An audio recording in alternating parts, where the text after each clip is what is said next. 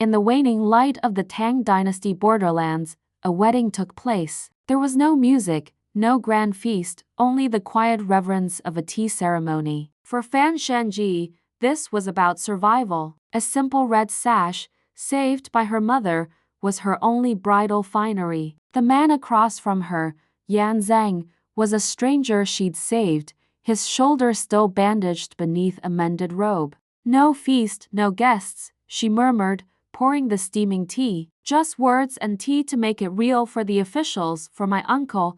This union was a shield against the threats circling her family's tea shop. He nodded, his gaze steady. "For protection and repayment," they bowed, sipped the tea in unison. A wedding without music or flowers, only tea, ink, and two people bound by need. Yet in that quiet pour, something heavier than paper settled between them, a silent pact under the watchful eyes of their kind neighbors. As night fell and lanterns cast dancing shadows, an urgent knock broke the peace. It was Song Yan, Changyu's smug ex-fiancé. He strode in, his words dripping with false pity. "I heard of your hasty union," he sneered, "but I can still help. Take you as a concubine, secure your future." Changyu's face hardened. "I need no pity. Leave." He pressed closer, a condescending smirk on his face. In a flash of fury, words failed her. She turned, grabbed Yan Zheng,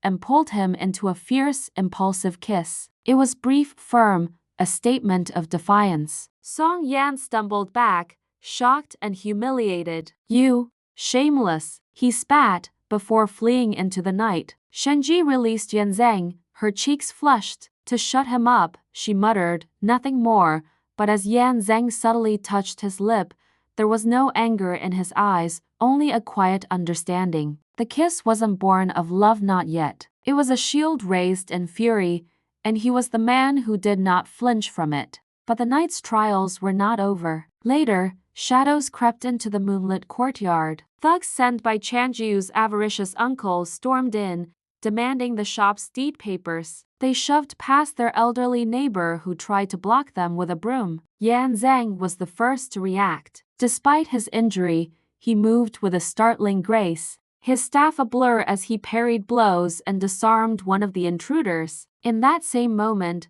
Shenji grabbed a short blade from behind the counter and joined the fray. They fought as one, a seamless dance of defense. Her powerful, direct strikes forced the thugs back, while his precise redirects and sweeping blocks covered her flank. Defeated, the bullies fled, cursing into the darkness. Shenji stood breathing heavily, blade lowered, when she saw fresh blood seeping through Yan Zheng's bandage. The fight had reopened his wound. All pretense vanished as she rushed to his side, her concern clear on her face. In the clash of steel, their alliance had been forged into something unbreakable. In the quiet inner room, under the dim lantern glow, she gently tended to his injury. Kneeling before him, she carefully applied a healing salve. He watched her, his voice low. "You didn't have to." The kiss, the fight, she paused, her fingers stilling on the bandage. "I protect what's mine," she said, her voice firm. "Now, you are part of that."